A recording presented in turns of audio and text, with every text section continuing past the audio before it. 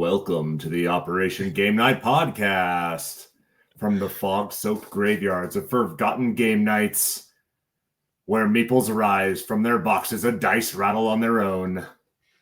Lock your doors, light your lanterns, shuffle your decks, because tonight on Operation Game Night, the crypt has opened, and rising from his eternal slumber is Jared Erickson.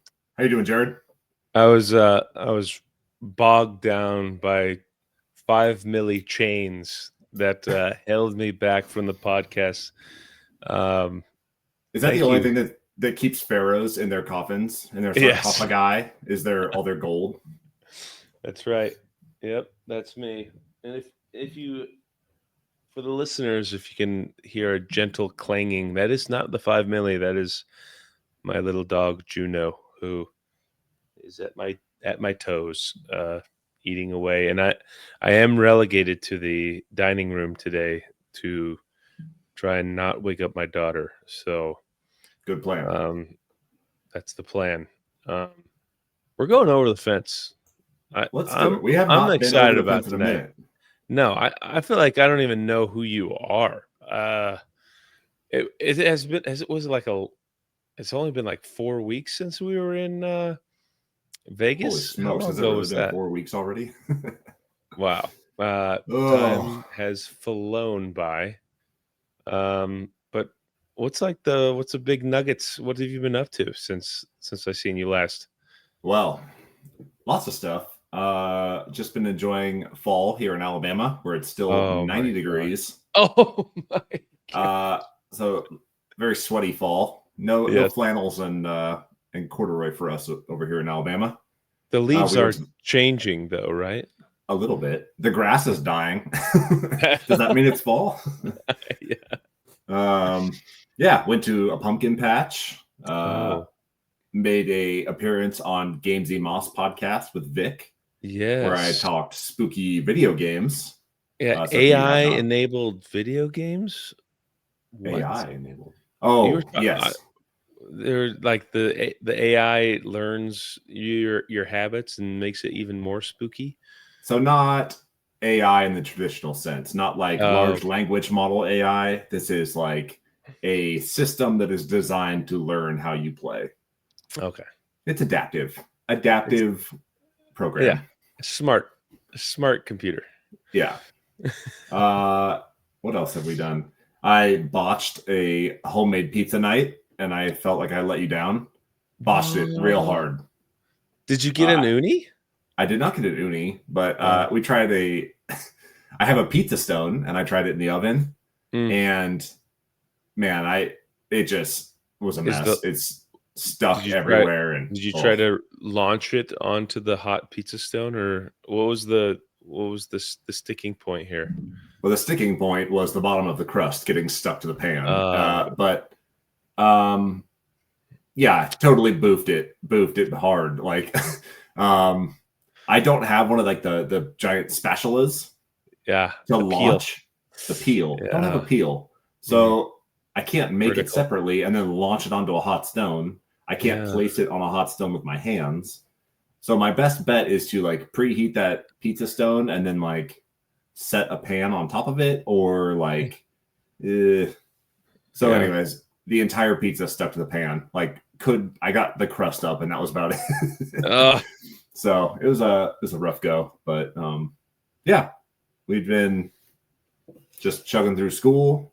Gwen is walking. Just decided one day she could walk.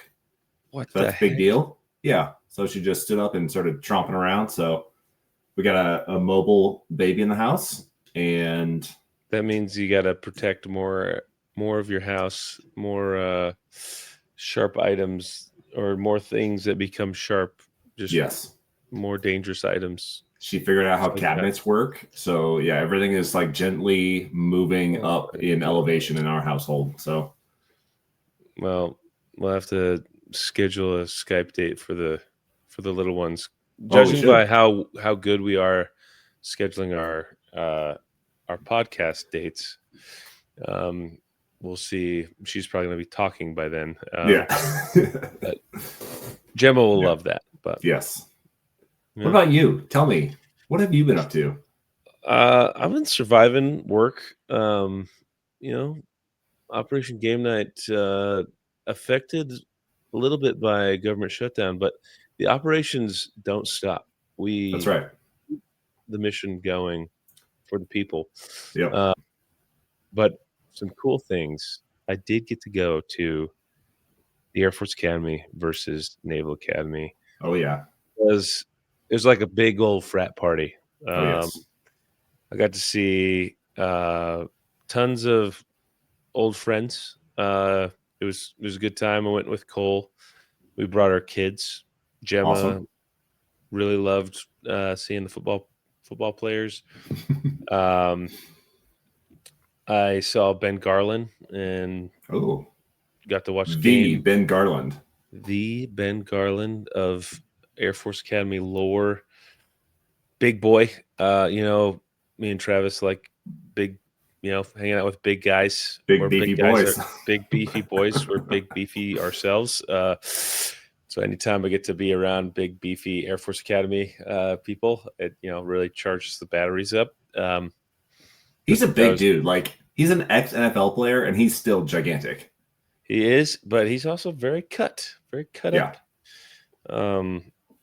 But he's really motivational, and just being around him motivates you to Oh be yeah. a better person. So, And he is a huge contributor to the Air Force Academy. Like gives a yeah, lot back to the program. So thank you, Ben yeah. Garland, for doing something with your service, with your platform that you have in the NFL, for advocating for service academies. I bet you he'd come on to the Operation Game Night podcast. You heard it here. I mean, maybe. Judo. Doggy is trying to attack my cords.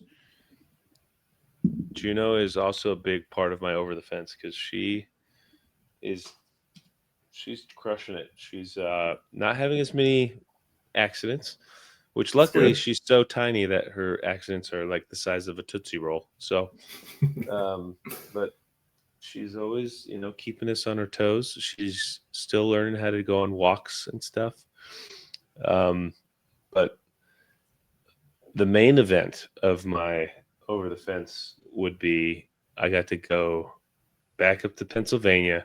I am still 100% on seeing Clay every month since I moved to Virginia. So That's pretty good. That's How many that's times insane. has he been down to see you? Big goose egg. So Wow. I'm gonna go ahead and put him on blast. Never came down to see me. Wow. Highways go both ways, Clayton. That's right. Interesting. Wow. But no, he has offered to come out, and it worked out better in both cases when he did offer to come down. But still, he didn't try hard enough. He could have tried harder. Come on. And Cole Von Olin did not try hard enough to come on the podcast. That really hurts. He's kind of a sleuthy, sneaky. He doesn't want his face to be on the interwebs. I told him we could kind of blur his face and give his voice like a voice emulator, voice changer. Yeah. Just he could be like an 8-bit voice, but he wasn't into it. I don't know why. He could wear like a balaclava that like covers his face. Yeah. But maybe it was the pressure of being around such astute board gamers like ourselves. I think we can work on him. We've got a couple more years around him. He knows the kind of great content we put out. So that's right. But we had an awesome weekend of board gaming, which I really don't get enough board gaming in. So it's anytime I get to go up there to Pennsylvania, Clay is making it a point to get things to the table. Yeah. The number of trick-taking games we played was off the charts. Ruin. What's that one with the bidding with the cards that no we loose played? ends. No loose ends. Yes. We actually ran it back. Maybe Rachel run it back. I don't know. Run it back award. on the back award there. And they also played the All-Star, that All-Star Freak game. I don't remember. I should be prepared. In true Jared fashion, I don't prepare for my podcast. I'll have to look it up. The one he talked about on a couple episodes ago, where you have these little characters. They look like freak show magical characters. athlete.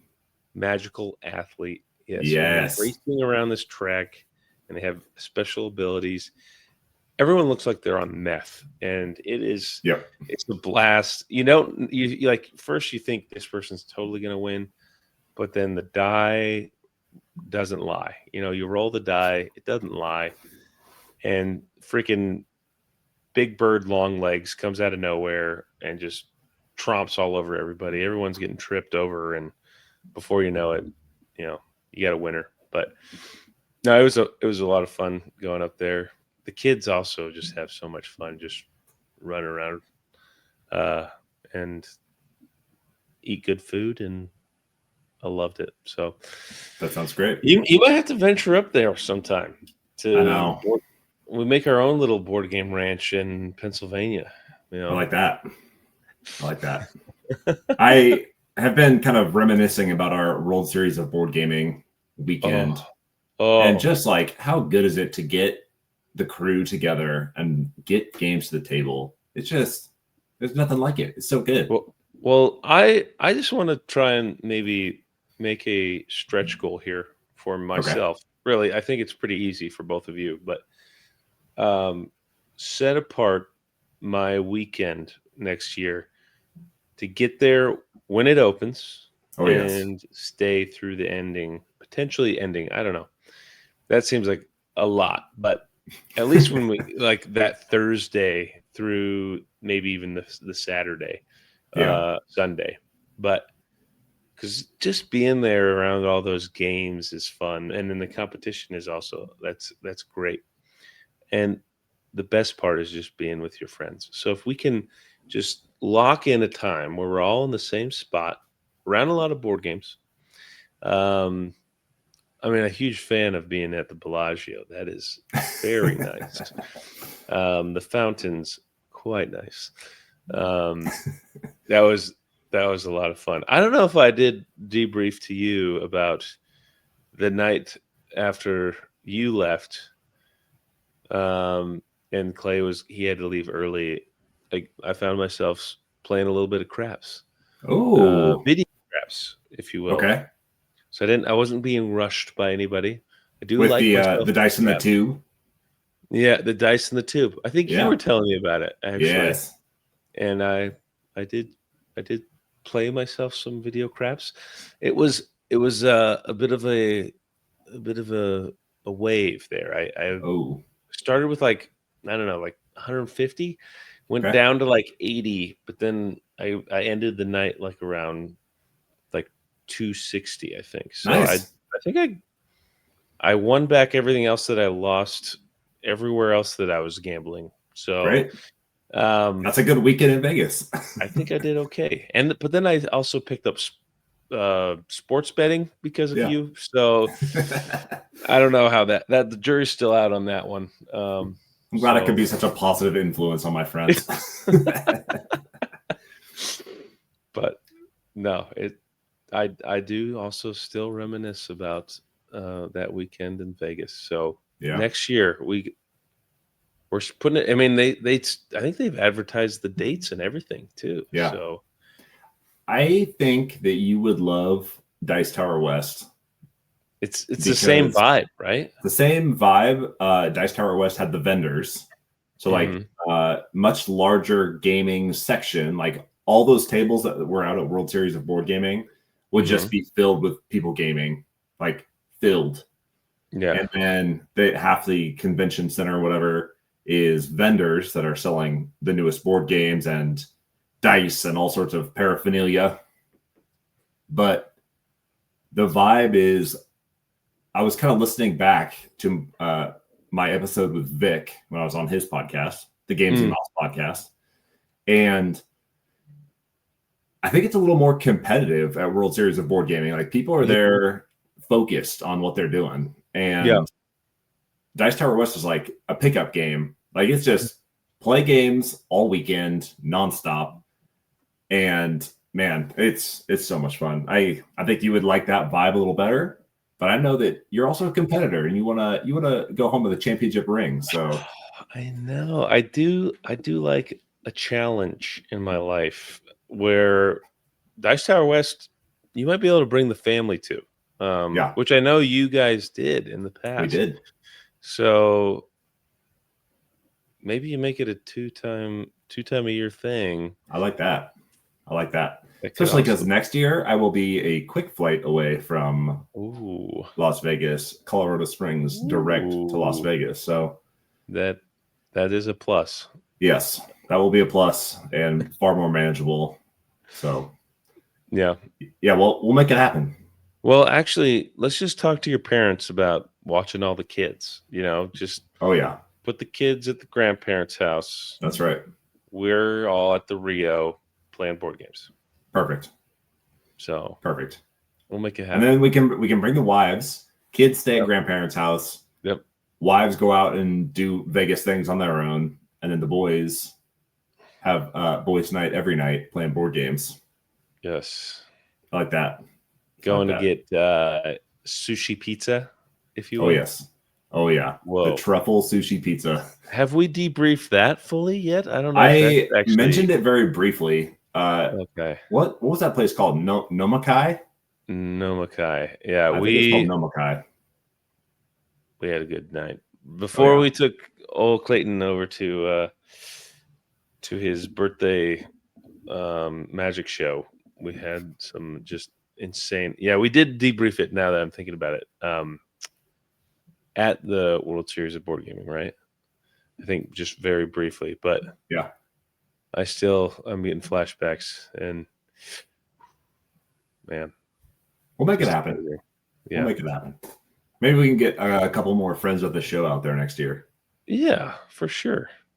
I And think speaking of friends of the show, yes. we ripped down 81 downloads in one day the other day for our podcast.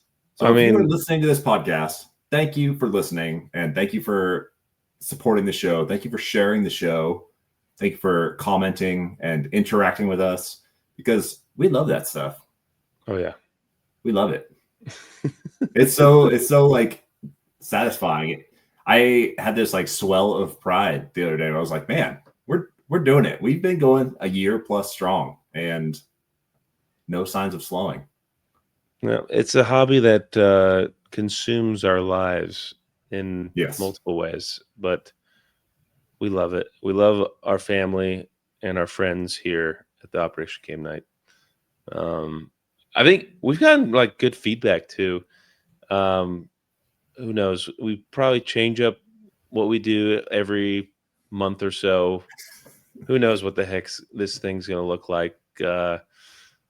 I feel like I'm the wrecking ball here. I come in here with big brain ideas and then I don't show up for 2 months. So you can blame all the woes of OGN on me and all the successes to our fearless leader Travis here. Man. So well done, Travis. Well done, you, Jared. You are sticking with the show and you have been with us the whole time, and you are always OGN. Once OGN, always OGN. And I appreciate you for agreeing to do this podcast in the first place and sticking with us for a year plus. And it's just been so much fun just to get with you guys and just to talk, even if we're going over the fence and talking about sushi pizza and all of our shenanigans that we get into. But yeah, next time maybe I'll dip my toes into a debrief. I don't know. Maybe I get myself a freaking board game these days. I don't know. you should.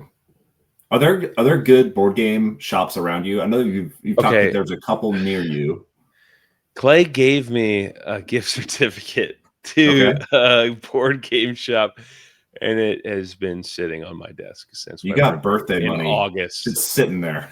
Yeah, and I'm looking at my calendar right in front of me, and November is right around the corner. So it is burning. There's a forest fire happening, and I need I need to go buy something.